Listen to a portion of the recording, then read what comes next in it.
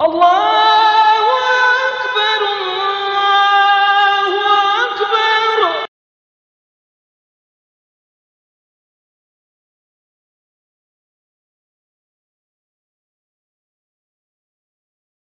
Najis itu ada najis ma'fu, artinya dimaafkan, ada najis yang tidak dimaafkan. Najis yang dimaafkan itu umpama apa? Tadi bangkai itu hukumnya najis. Jadi bangkai itu najis, darah juga najis. Nah sekarang najis yang dima'fu atau dimaafkan itu umpama darah yang ada di kulit kita atau di badan kita, yang mana darah itu sikit, itu dimaafkan. Ketika kita sholat ternyata dalam kulit kita itu ada darahnya, itu dimaafkan apabila sedikit. Bismillahirrahmanirrahim. Assalamualaikum warahmatullahi wabarakatuh. Alhamdulillahilladzi hadana bitta'ati wa jazarna an maksiyati, wa ashhadu an la ilaha illallah iqraran biwahdaniyati, wa ashhadu anna Muhammadan abduhu wa rasuluh, amma ba'du. Hadirin jamaah muslimin wal muslimat rahimakumullah. Alhamdulillah, puji syukur kita kehadirat Allah atas nikmat-nikmat yang telah diberikan kepada kita, sehingga dengan nikmat-nikmat itu Allah masih memberikan kesempatan kepada kita untuk hadir di dalam masjidnya yang tidak lain adalah lisholati, guna melaksanakan ibadah sholat yang tentunya kita kerjakan dengan cara berjamaah. Semoga masjid yang sekarang kita duduk di dalamnya ini kelak di akhirat di hadapan Allah akan menjadi saksi bahwa kita selama berada di dunia termasuk golongan orang-orang yang soleh dan solehah. Allahumma amin ya rabbal alamin. Para jamaah yang dirahmati oleh Allah, melanjutkan bahasan kita pada pertemuan minggu yang lalu. Bahasan kita yang terakhir berkenaan dengan wa amma kutubu tafsiril Qur'ani. Bagaimana kalau ada orang tanpa adanya wudu atau berhadas, atau dalam keadaan junub, atau dalam keadaan orang itu berhaid, itu memegang daripada kitab tafsir. Bagaimana hukumnya kitab tafsir? Yang umpama kitab-kitab tafsir yang sekarang ini, Ibnu Katsir, kemudian tafsir Jalalain, tafsir Al-Ihsan, itu bagaimana? Maka kata para ulama menjelaskan begini, kata Imam An-Nawawi, apabila tulisan Al-Qur'annya itu lebih banyak dibandingkan dengan tafsirannya, maka hukumnya ini, apabila tulisan ayat Al-Qur'annya itu lebih banyak atau masih banyak dibandingkan dengan tafsirannya, maka memegangnya tetap hukumnya haram bagi mereka yang tidak ada wudu. Ini. Kemudian apabila ternyata tafsirannya itu lebih banyak dibandingkan dengan ayatnya, maka memegangnya ini ada 3 hukum. Kalau tafsirannya lebih banyak. Pendapat yang pertama mengatakan la yakhrumu, artinya tidak mengapa. Seperti ada yang mengajar kitab tafsir Al-Ihsan, tafsir yang dengan menggunakan bahasa Jawi. Ada di sini ada ya yang mengajar. Ada. Itu kan tafsirannya dengan ayat Al-Qur'annya banyak tafsirannya. Satu ayat diterangkan panjang lebar. Itu tidak mengapa kita memegangnya ketika kita tidak ada wudu. Itu la yakhrumu. Tetapi la yakhrumu di sini ini bukan berarti kemudian boleh-boleh begitu sahaja, tidak. Kata Imam An-Nawawi, karena itu terdapat ayat Al-Qur'an maka tetap hukumnya makruh meskipun tidak haram. Kemudian pendapat yang kedua mengatakan oh tetap hukumnya haram. Pendapat yang kedua. Pendapat yang ketiga mengatakan apabila tulisan ayat Al-Qur'annya itu berbeda dengan tafsirannya, baik besarnya ataupun warnanya berbeda dengan tafsirannya, maknanya masih dibolehkan. Oh, ini adalah ayat Al-Qur'annya, bawahnya tafsirnya. Karena ada beda, ayatnya tulisannya besar-besar, tafsirannya kecil, maka yang demikian ini hukumnya tetap haram. Karena masih boleh dibedakan antara ayat Al-Qur'an dengan tafsirnya. Baik perbedaan itu berupa warnanya atau berupa kecil dan besarnya tulisan. Tetapi apabila wa illam yatamayyaz, apabila tidak boleh dibedakan, maknanya tidak boleh dibedakan macam mana? Warnanya sama, font kecil besarnya juga sama antara ayat dengan tafsirnya, maka pendapat yang ketiga mengatakan lam yahrum, hukumnya tidak haram. Kalimat tidak haram di sini, tetapi hukumnya tetap makruh. Tidak haram tetapi makruh. Para jamaah yang dirahmati oleh Allah. Wa amma kutubu hadisi Rasulullah sallallahu alaihi wasallam. Adapun kitab-kitab hadis itu bagaimana? Kitab yang berisikan hadis-hadis baginda Nabi sallallahu alaihi wasallam. Bagaimana memegangnya? Apakah kita harus ada wudu atau tidak? Tadi tafsir, sekarang kitab hadis. Maka bagaimana? Imam An-Nawawi mengatakan fa illam yakun fiha ayatun minal Qur'ani lam yahrum masuha. Apabila di dalam kitab hadis itu tidak terdapat tulisan atau ayat-ayat Al-Qur'an, maka memegangnya hukumnya tidak haram. Boleh, tidak haram, tidak haram. Lam yahrum.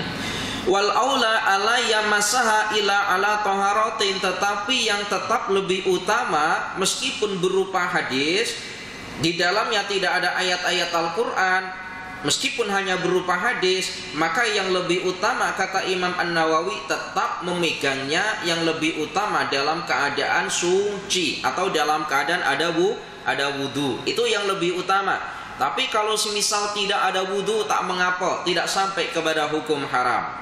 Wa in kana fiha ayatun. Kalau di dalam kitab hadis itu terdapat ayat-ayat Al-Qur'an, maka bagaimana? Maka lam yahrum masuha alal madhabi. Hukumnya tetap tidak haram menurut madhab. Artinya alal madhabi itu menurut beberapa madhab. Itu hukumnya tidak haram. Meskipun di dalamnya itu terdapat ayat-ayat Al-Qur'an, tetapi bal yukrahu, tetapi dimakruhkan. Jadi kalau berupa hadis sahaja memegangnya tanpa adanya wudu tidak mengapa, tapi yang lebih utama tetap dalam keadaan suci. Tapi kalau dalam kitab hadis itu terdapat ayat-ayat Al-Qur'an, bagaimana? Memegangnya hukumnya tidak haram, tetapi hukumnya makruh kalau berupa kitab hadis. Para jamaah yang dirahmati oleh Allah, para jamaah yang dirahmati oleh Allah, in kana ala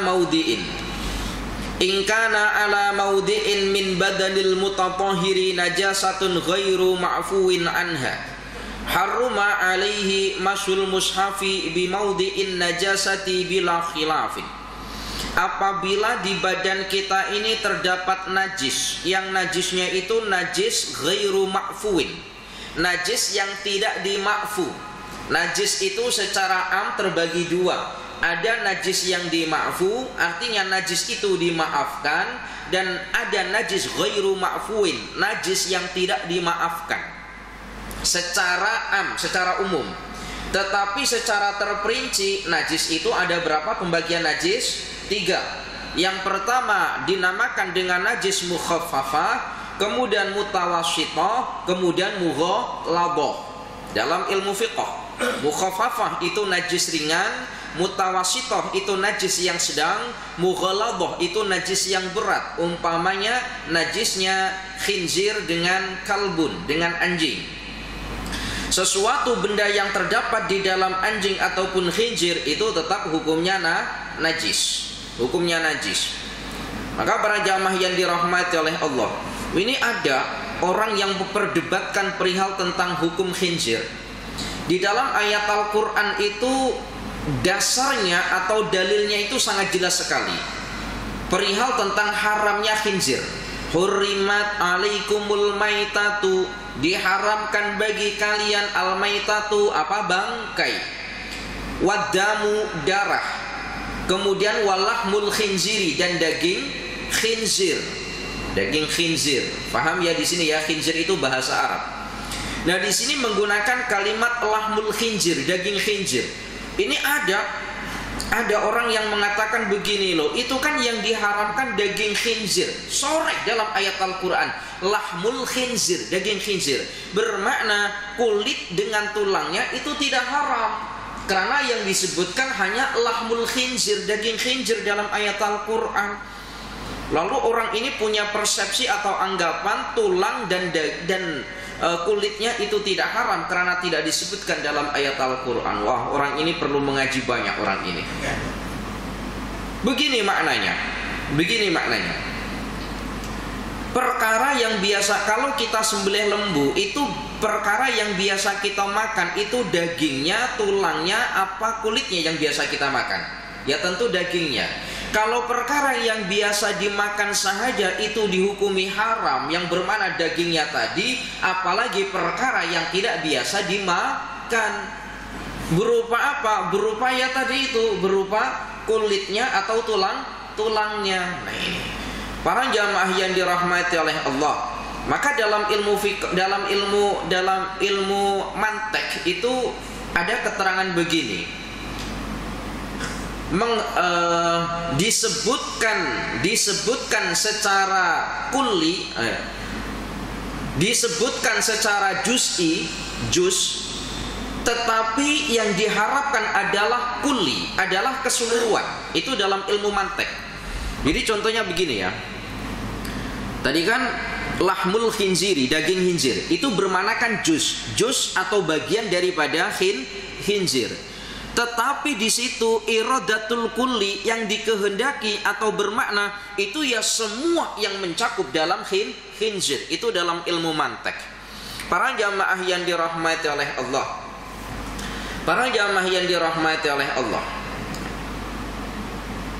idza kana ala maudi'in min badanil mutatahhir. Nah, tadi perihal tentang najis. Najis itu ada najis ma'fu, artinya dimaafkan, ada najis yang tidak dimaafkan. Najis yang dimaafkan itu umpama apa? Tadi bangkai itu hukumnya najis. Jadi bangkai itu najis, darah juga najis.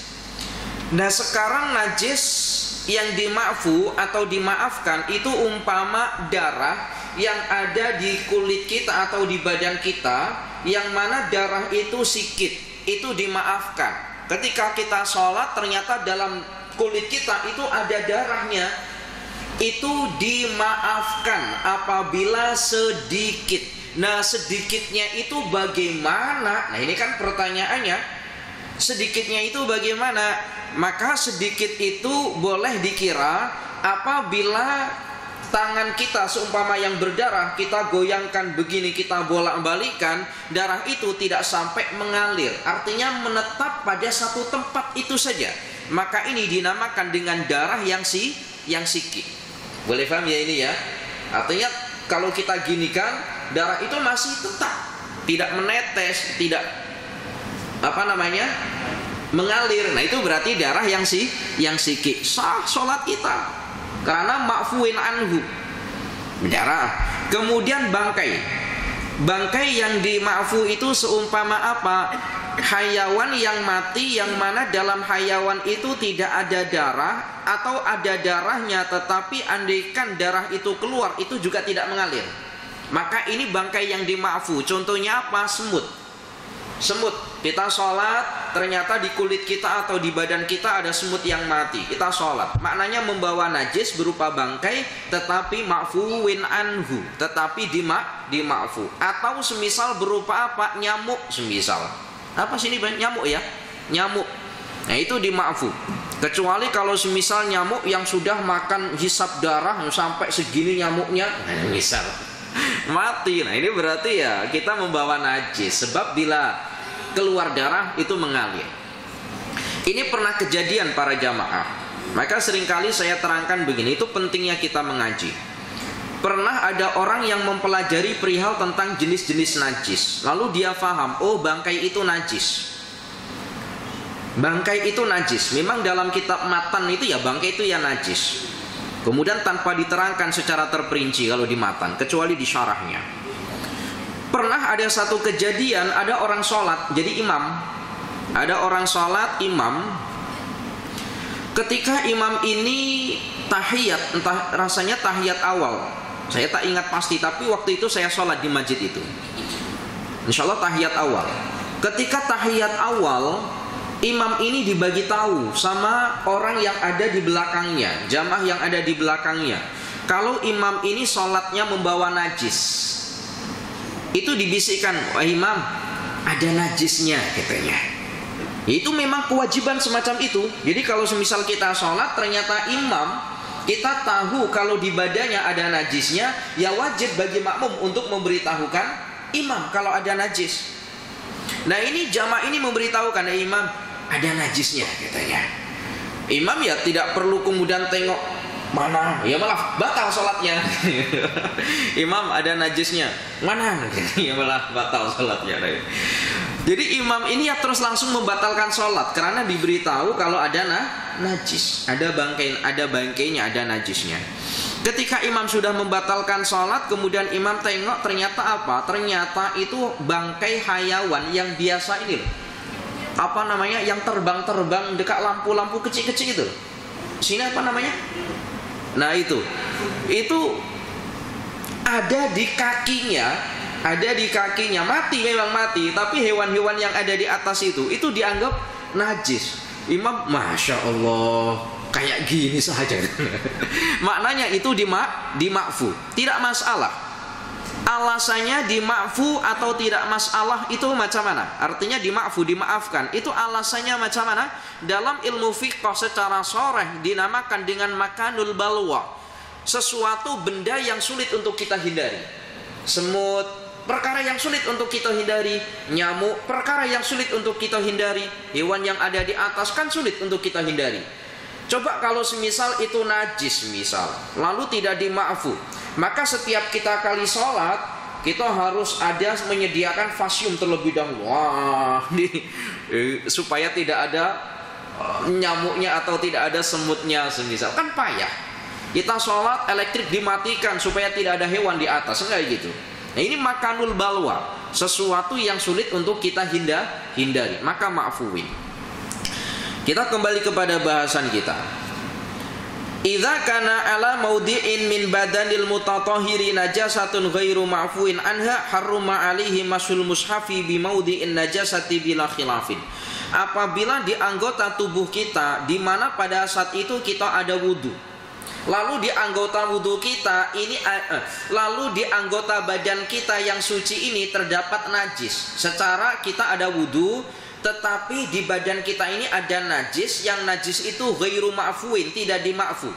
Umpamanya di tangan kita ini ada kotoran cicaknya umpamanya, atau semisal ada darah kita yang mengalir, maka hukumnya haram bagi tangan kita yang ada najisnya tadi itu memegang mushaf atau membawa mushaf.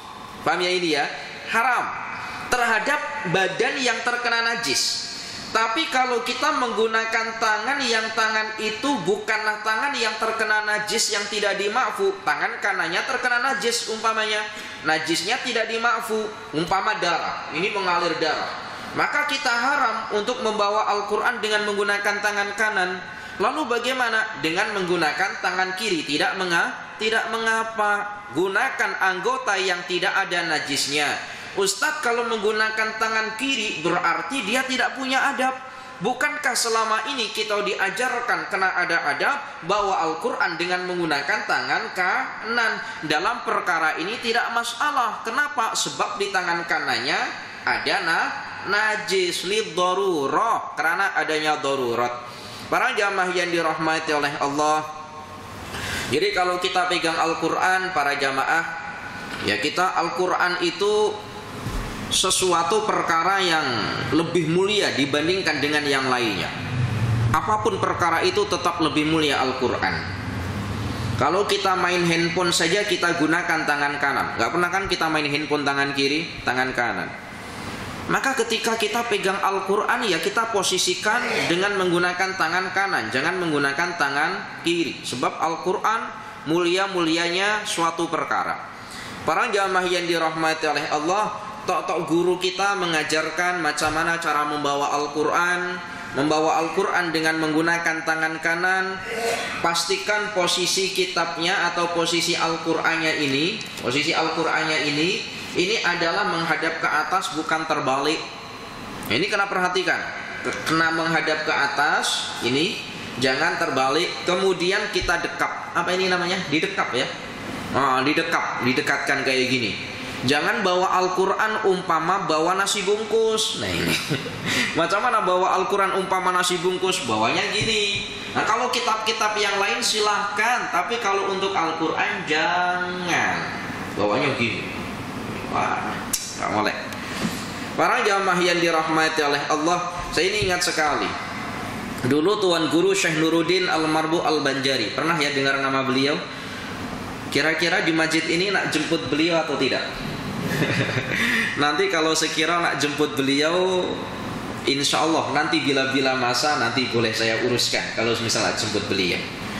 Tapi ya kalau misal nak jemput beliau, jangan ada jamaah yang mengaji duduknya di belakang, di samping. Karena harus jadi satu kalau menjemput beliau.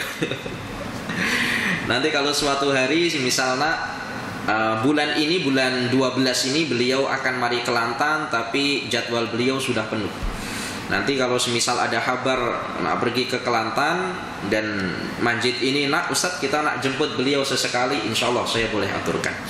Para jamaah yang dirahmati oleh Allah, beliau Syekh Nuruddin itu sangat perhati sekali perihal tentang adab.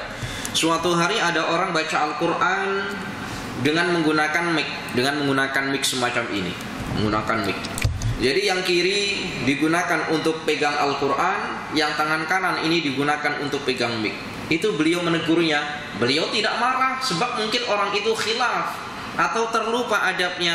Beliau langsung dekati orang itu, langsung mic-nya diambil, ditukar. Kayak gitu. Masya Allah, luar biasa.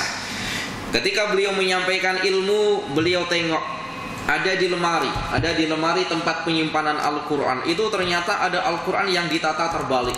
Di tengah-tengah pengajian beliau berhenti sekejap, tata Al-Qur'annya. Masya Allah, itu ada beliau.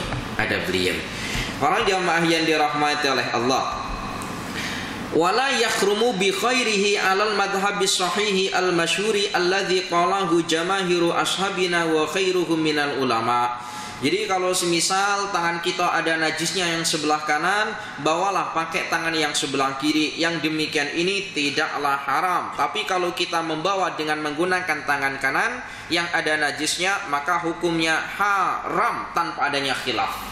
Kenapa? Ditakuti nanti najis itu akan membekas atau akan terjatuh pada mushaf tadi itu. Sementara pada pertemuan entah sesi yang keberapa, kedua atau ketiga, itu pernah Ustadz jelaskan, menjatuhkan Al-Quran di tempat yang kotor dengan sengaja. Jadi menjatuhkan Al-Quran, baik itu berupa Al-Quran atau berupa kertas-kertas yang bertuliskan ayat Al-Quran di tempat yang kotor secara sengaja, maka kana al-mulki kafiron, maka orang yang menjatuhkan tersebut sudah dihukumi sebagaimana orang kafir. Apalagi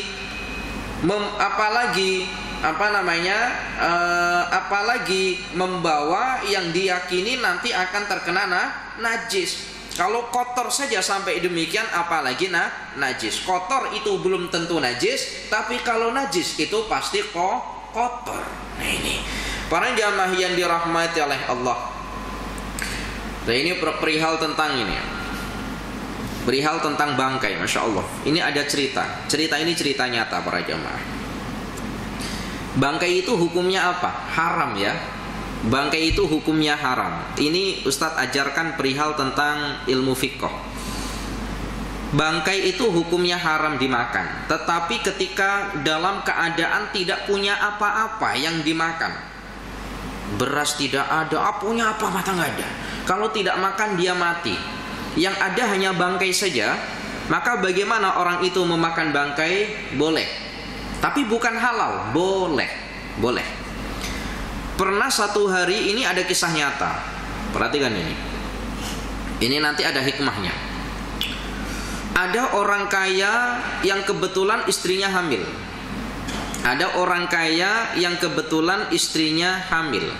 Orang hamil itu biasanya nyidam. Apa bahasa sini nyidam ya?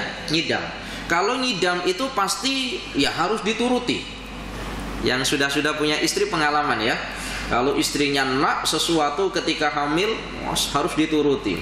Nah, saya ini pernah ketika istri ngidam itu nak apam balik ya, apam balik. Itu minta pukul 9, gak ada orang jual. Ya waktu duduk di Malaysia sini, saya tanya-tanya, ada yang jual tak? Lalu dikata, oh ada ustadz katanya. Mana yang jual? Dekat Tumpat katanya. Beliau dari Pasir Mas ke Tumpat, sampai Tumpat pukul 12 malam juga sudah tutup. Para jamaah yang dirahmati oleh Allah.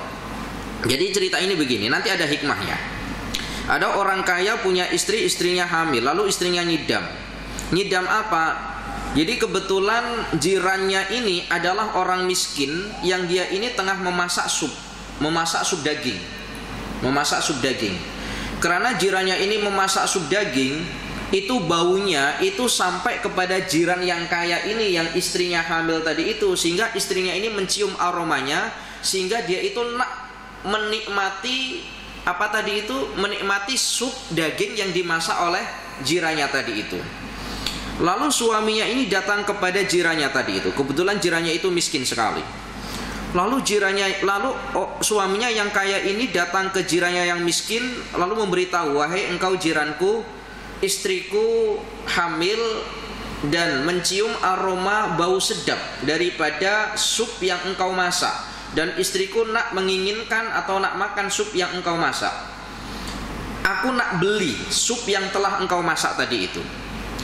Lalu orang miskin ini menjawab, wahai tuan, sup ini halal bagi saya, tapi haram buat kamu.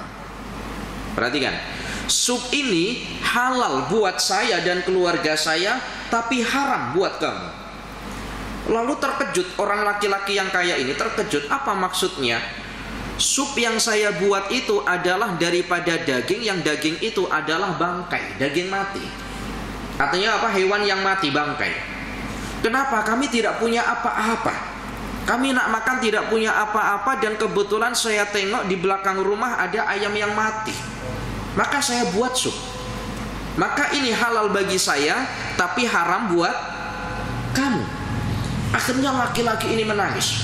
Lalu diberikan separuh daripada hartanya, digunakan untuk masak sup, kemudian sebagian diberikan kepada istrinya tadi itu. Ini apa? Manfaat daripada atau hikmah cerita yang Ustaz ceritakan ini. Kalau semisal kita kaya, ada tanggung jawab moral, ada tanggung jawab yang bukan hanya untuk keluarga kita, tapi kita kena pastikan apakah jiran kita ini boleh makan atau tidak. Terkadang minta maaf, terkadang mata kita itu boleh melihat perkara yang jauh, tetapi kita tidak boleh melihat perkara yang dekat. Kita mungkin tengok orang Palestina, mungkin kesusahan makan, mungkin kita boleh tengok daripada video, daripada YouTube dan seterusnya. Tapi terkadang kita lupa, mungkin jiran kita juga ada yang bernasib demikian, tapi kita tidak mengetahuinya. Lalu lebih afdal mana? Ya lebih afdal kita membantu yang terdekat terlebih dahulu. Pastikan dulu. Maka ketika ada jamaah yang nak pergi umroh atau nak pergi haji, pergi umroh, pergi haji tentu dengan menggunakan biaya, betul ya? Dengan menggunakan biaya. Pastikan yang pertama, hutangnya sudah lunas. Yang pertama. Yang kedua, pastikan jiran kita selama kita pergi umroh itu tidak kelaparan. Paham ya ini ya? Pastikan. Kenapa? Sebab dengan pergi haji atau pergi umroh kita dengan biaya yang beribu ringgit itu, kemudian ternyata jiran kita ada yang kelaparan, itu secara menyakitkan hati jiran kita. Ya Allah, jiranku pergi umroh tapi saya kelaparan, ya Allah. Menyakitkan. Coba andaikan kita pada posisi yang miskin ini bagaimana? Kira-kira terasa tak hati kita? Ya Allah ya Karim. Nah ini, maka perhatikan itu tadi dua perkara. Hutangnya dilunasi terlebih dahulu. Boleh umroh, bertiap-tiap tahun pergi umroh, tapi ada hutang 500 ringgit saja tak lekas dibayar, seumpamanya kayak gitu. Kan sakit orang yang dihutangi. Ini para jamaah yang dirahmati oleh Allah. Wa qala Abul Qasim As-Sumairi, malam yajid ma'an fatayammama haitsu yajuzu lahu at-tayammum. Jadi kalau semisal kita sholat tadi membawa bangkai, yang bangkai itu tidak dima'fu, umpama bangkai cicak umpamanya. Jadi kita sholat, tengah-tengah sholat kita nampak ini kok macam ada apa di kantong. Tengok ternyata ada bangkai tikusnya seumpamanya. Mungkin apa tidak ada bangkai tikus ini. Maka sholatnya tidak sah karena membawa najis yang tidak dima'fu. Malam yajid ma'an fatayammama haitsu yajuzu lahu at-tayammum.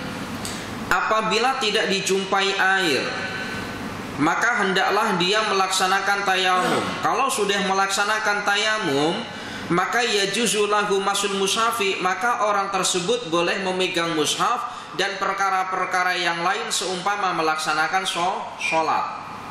Jadi kalau tidak ada air, kita hendak membaca Al-Quran, tak ada air, maka bertayamum. Kalau sudah bertayamum, bukan hanya kita boleh memegang atau membaca Al-Quran, kita boleh juga melaksanakan ibadah sholat, baik berupa sholat sunnah ataupun sholat fardu. Tetapi kalau sholat fardu, satu tayamuman itu hanya digunakan untuk satu sholat fardu. Dan syarat melakukan tayamum itu adalah ketika sudah dukhulul waktu, sudah masuk waktu. Contohnya begini contohnya. Maghrib tadi itu masih maghrib tadi itu masih ada air. Lalu tiba-tiba maghrib itu tidak ada air. Kita cari-cari sudah tidak ada air, maka kita boleh bertayamum untuk melaksanakan sholat isya. Bila sudah masuk waktu sholat isya. Kalau kita bertayamumnya di waktu sholat maghrib, maka tidak boleh digunakan untuk waktu sholat isya. Satu tayamum untuk satu sholat fardu, tetapi boleh digunakan untuk berpuluh-puluh sholat sunnah. Nah sekarang begini pertanyaannya, Ustadz, di rumah saya tidak ada air, berarti saya boleh bertayamum? Oh, belum tentu. Terus bagaimana? Yang pertama kita harus mencari air terlebih dahulu. Mencari airnya sejauh mana? Ada yang boleh jawab. Apakah cukup di rumah jiran kita? Kita ambil jiran kita, ada air kita? Aku nak berwudu. Apakah cukup? Tidak cukup. Lalu sejauh mana kita boleh mencari air sehingga tidak mendapati air, kemudian kita boleh bertayamum, itu sejauh mana? Yang pertama, ada pendapat mengatakan bahwa sejauh ketika kita berteriak. Kita berteriak sejauh mana suara kita boleh terdengar. Kira-kira berapa puluh meter kira-kira. Yang teriak ya orang yang masih kuat tenaganya, bukan orang yang tua usia sudah 80 tahun. Kalau orang yang 80 tahun mungkin 10 meter saja sudah tidak dengar. Nih, orang yang masih muda berteriak dengan sekuat tenaga, kira-kira sejauh mana suara itu tidak terdengar, maka sejauh itulah kita kena mencari air sebelum bertayamum. Boleh paham ya ini ya? Boleh paham. Kemudian pendapat yang kedua itu mengatakan begini, ada keterangan sejauh mana kita berjalan dan letih sehingga tidak mampu melanjutkan perjalanan, maka disitulah kita batasan mencari air. Nah kalau yang kedua ini tidak tergantung apakah itu orang tua atau orang muda. Misal ada orang yang masih muda, semisal dia boleh berjalan sampai 10 kilo, ya cari sampai 10 kilo umpamanya, sebab masih muda. Tapi kalau orang tua bagaimana? Ya sejauh mana dia boleh berjalan. Kalau semisal 100 meter dia sudah tidak mampu, ya 100 meter itulah dia kena mencari air. Nah, kalau dipaksakan yang tua harus cari air selama 10 kilo dengan berjalan kaki, 1 kilo mampus.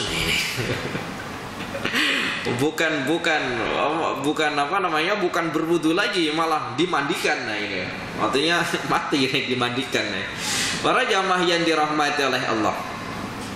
Wa amma man lam yajid ma'an wala turaban. Sekarang air juga tidak ada, debu juga tidak ada. Bagaimana yang demikian ini? Air tidak ada, debu juga tidak ada. Saya ini pernah dulu ketika usia 13 atau 14 tahun, ingat sekali saya. Itu pernah diajak di satu bukit oleh orang tua saya. Jadi diajak di satu bukit. Jadi rumah itu di bawah. Kemudian ada bukit macam gunung, tapi bukan gunung kayak gini, bukan, tapi agak gini, bukit kayak gitu. Nah di tengah-tengah bukit itu hanya ada satu sumur. Hanya ada satu sumur ya sih. Telaga telaga. Tapi dipesan telaga ini dengan tempat yang saya duduki dengan ayah saya itu memang tidak jauh, mungkin kira-kira sekitar 50 meteran kayak gitulah. Pokoknya tidak jauh. Jalan kaki itu dekat. Tetapi dipesan sama orang yang sudah lama duduk di situ, kalau selepas maghrib itu jangan pergi ke telaga. Selepas maghrib jangan pergi ke telaga. Kenapa? Sebab kalau waktu maghrib pergi ke telaga, di situ itu memang masih ada binatang buasnya yang sangat membahayakan sekali. Ada macannya, ada ular besarnya dan seterusnya, membahayakan diri kita. Dalam perkara yang demikian boleh tidak kalau semisal kita bertayamum? Jawabnya boleh. Paham ya ini ya? Karena apa? Karena tadi itu kita keluar membahayakan. Jangankan berupa binatang buas, andaikan di dalam rumah kita tidak ada air, ada di depan rumah, tetapi di depan rumah ada seorang perompak yang andaikan kita keluar kita akan dibunuh seumpamanya. Sementara sudah masuk waktu sholat, andaikan kita tidak sholat, andaikan kita tidak lekas sholat, maka ya akan keluar waktu sholatnya. Maka bagaimana dalam perkara demikian? Boleh bertayamum. Itu dalam ilmu fiqh itu dibahas. Sekarang malam yajid ma'an wala turaban, andaikan tidak ada air dan juga tidak ada debu. Ya umpama dalam perkara tadi itu, di rumah kita tidak ada air dan kita tidak di rumah kita ini tidak ada air. Airnya ada di depan rumah. Sementara di depan rumah ada orang jahat, perompak lah umpama. Kalau kita menampakkan, kita mungkin akan dibunuh umpamanya. Kita tidak sangka-sangka. Sementara kita tidak sedia debu. Nah, bagaimana ini? Kita tidak ada debu kecuali kita sudah ada janjian. Apa itu janjian? Sudah ada kesepakatan. Oh, nanti malam ini saya hendak merompak di depan rumah kamu, maka kamu jangan keluar. Oh, mungkin kita sudah sediakan debu. Tapi kan nggak mungkin juga seorang perompak yang demikian.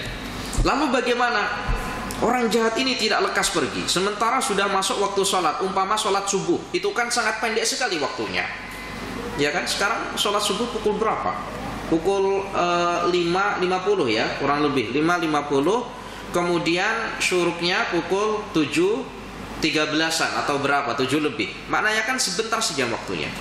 Nak wudhu tak ada air di dalam rumah, ada di depan. Nak bertayamum tak ada debu. Ini macam mana? Maka dalam perkara ini, malam yajid ma'an wala turaban fa innahu yusolli ala hasabi halihi. Maka sholat saja, meskipun dalam keadaan tidak ada wudu, meskipun tidak ada dalam keadaan bertayamum, sholat saja tidak mengapa. Yang demikian ini kenapa? Yang demikian ini adalah alasannya lid darurah, karena adanya darurat. Tetapi boleh apa tidak? Tidak ada air, tidak ada debu, tadi kan boleh sholat. Orang ini memegang mushaf, boleh apa tidak? Jawabnya tidak boleh. Jadi kalau sholatnya boleh karena alasan darurat, tetapi kalau memegang Al-Qur'annya dalam perkara ini tidak boleh, tetap hukumnya haram. Kenapa? Sebab bukan perkara darurat memegang Al-Qur'an itu. Biasa saja ada air, boleh wudhu tak pernah baca Al-Quran. Ini tak ada air, tak ada debu, berlagak nak baca Al-Quran. Kan kayak gitu bahasanya. Nah ini boleh paham ya kalimat saya ya? Nah ini, maka tetap hukumnya haram. Tapi kalau sholat tidak mengapa, alasannya adalah darurat. Dan sholatnya itu hanya sholat fardu. Kalau sholat sunnahnya bagaimana? Tetap tidak boleh. Karena sholat sunnah itu bukan perkara yang darurat. Nah ini, biasa juga ada air tak pernah sholat sunnah. Nah ini giliran tidak ada air, tidak ada debu, nak melaksanakan sholat sunnah. Para jamaah yang dirahmati oleh Allah, amma idza khafa 'alal mushafi min harakin aw gharakin aw wuqu'in fi najasatin aw husulihi fi yadi kafirin fa innahu ya'khuduhu wa in kana muhdisan lid-darurati. Apabila ada orang yang amma idza khafa 'alal mushafi, apabila ada orang yang khawatir perihal tentang mushaf. Khawatir macam mana? Al-Quran ini kalau dibiarkan, tidak diambil, dia akan terbakar, atau Al-Quran ini kalau dibiarkan maka dia akan tenggelam. Umpamanya ya banjir kemarin di sebagian wilayah Pasir Mas, Ratau Panjang itu luar biasa banjir. Itu ya kita nggak sempat mengangkat Al-Quran, mengangkat benda-benda itu ya tidak sempat, ya banyak yang terendam. Itu bagaimana kalau semisal kita menyelamatkan Al-Quran, mengangkatnya karena kita khawatir Al-Quran ini kalau tidak diangkat itu akan terendam air atau akan terbakar, sementara kita tidak ada wudhu. Boleh apa tidak? Maka dalam perkara ini Imam An-Nawawi mengatakan hukumnya boleh. Hukumnya karena adanya darurat. Jadi boleh. Begitu juga mengambil Al-Quran dalam keadaan atau membawa. Ini mengambil ya bermakna membawa ya. Apabila ditakuti kalau Al-Quran ini akan jatuh ke tempat yang tempat itu ada najisnya. Contohnya bagaimana? Contohnya begini contohnya. Gimana ya contohnya? Yang tempat yang jatuh pada tempat yang tempat itu ada najisnya. Contohnya apa? Pokoknya gitulah, bayangkan sendiri contohnya macam mana. Jadi ada mushaf, ada Al-Quran atau tulisan-tulisan ayat Al-Quran umpamanya itu berada di depan rumah. Ada orang letakkan Al-Quran di atas pokok umpamanya. Ada orang meletakkan Al-Quran atau tulisan-tulisan Al-Quran di atas pokok. Kemudian di bawah pokok itu banyak kotoran lembu karena ada lembunya semisal. Wah, ini kalau tidak diambil takut-takut kena angin lalu jatuh terkena najis. Kalau saya berwudu, ini dikhawatirkan. Kalau saya nak ambil air wudu terlebih dahulu, dikhawatirkan Al-Quran ini sudah jatuh terlebih dahulu. Maka macam mana? Boleh kita ambilnya meskipun tanpa dalam keadaan ada wudu. Boleh. Alasannya apa? Liddarurat. Karena adanya darurat. Darurat itu kalau bahasa Melayunya apa, Haji? Darurat. Darurat juga. Sama ya? Bahasa Arab dengan bahasa Melayu. Darurat. Darurat itu apa ya bahasa? Kira-kira apa ya terjemahannya ya? Darurat, karena ada bahaya gitu ya. Karena ada bahaya. Para jamaah yang dirahmati oleh Allah. Begitu juga boleh mengambil Al-Quran tanpa adanya wudu, semisal apabila ditakuti kalau Al-Quran itu nanti akan jatuh di tangannya orang kafir. Ada Al-Quran, semisal di tempat mana ada Al-Quran yang di situ mayoriti orang kafir semisal.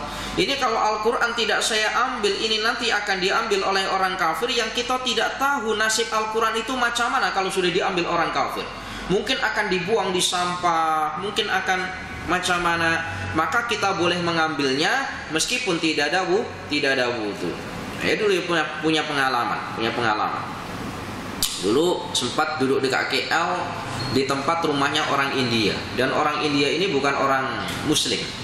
Jadi ada orang India sewakan rumah, lalu saya sewa selama 1 tahun di Subang.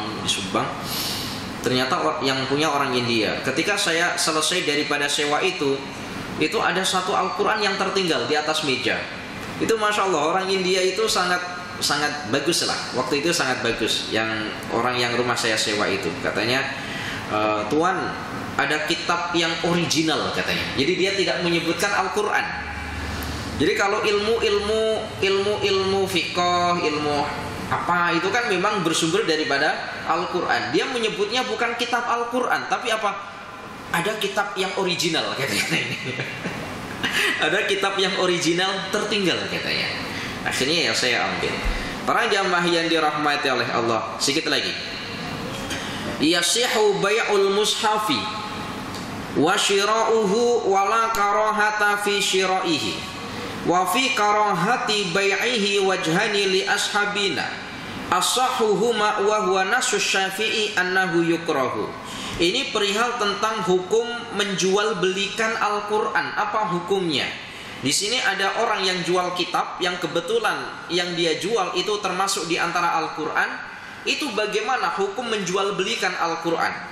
Maka Imam An-Nawawi mengatakan yasihu bai'ul mushafi wa syira'uhu. Hukumnya sah menjual mushaf dan membeli mushaf. itu jual belinya tetap sah. Wala karoh, gini, hukum menjual belikan, apakah sah menjual belikan Al-Quran itu bagaimana hukumnya? Maka Imam An-Nawawi mengatakan kalau menjualnya, kalau membelinya itu hukumnya tidak mengapa, tidak makruh. Jadi membeli Al-Quran itu hukumnya tidak makruh. Wa fi karohati bayaihi wajhani. Tetapi menjualnya itu ada dua pendapat.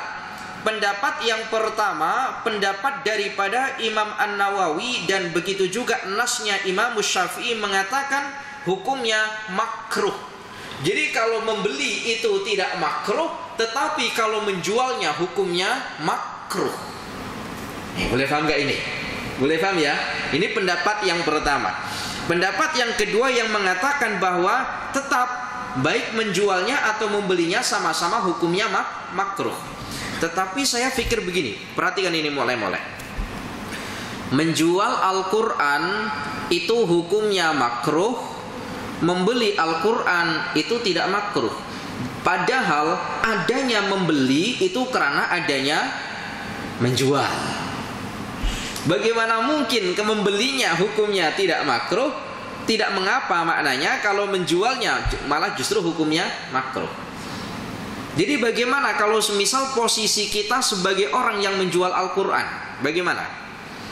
Kalau orang membeli kan begini ya, ini perlu pemikiran.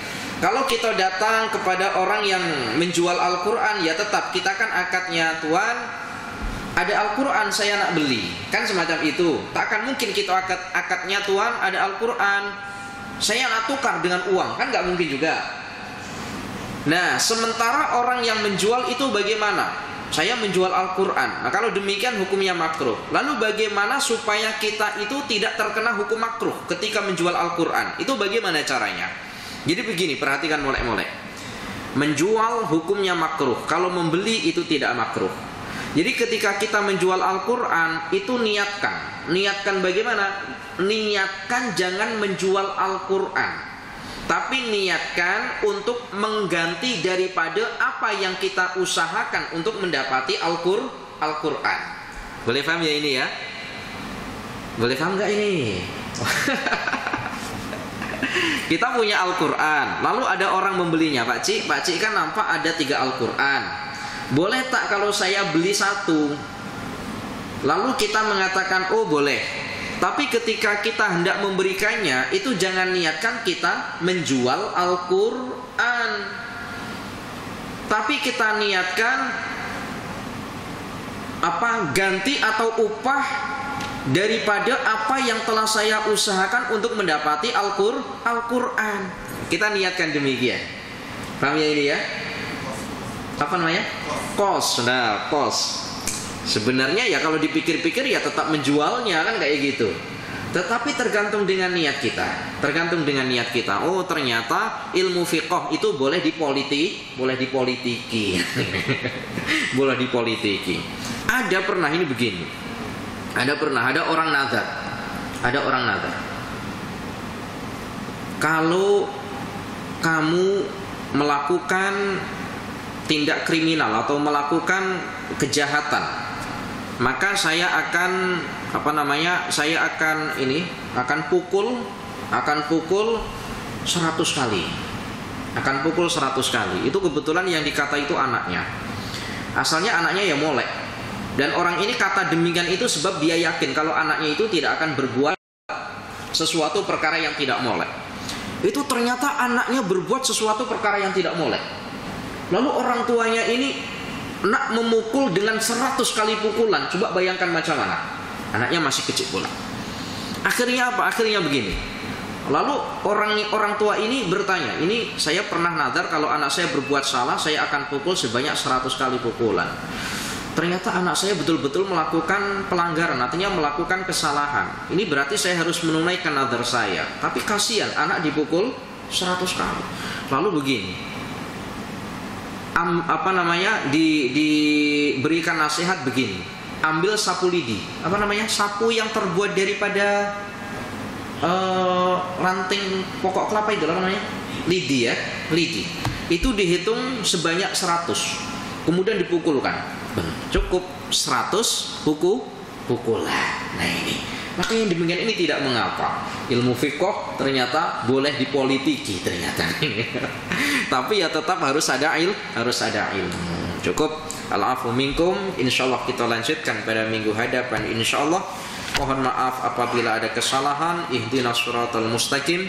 Assalamualaikum warahmatullahi wabarakatuh.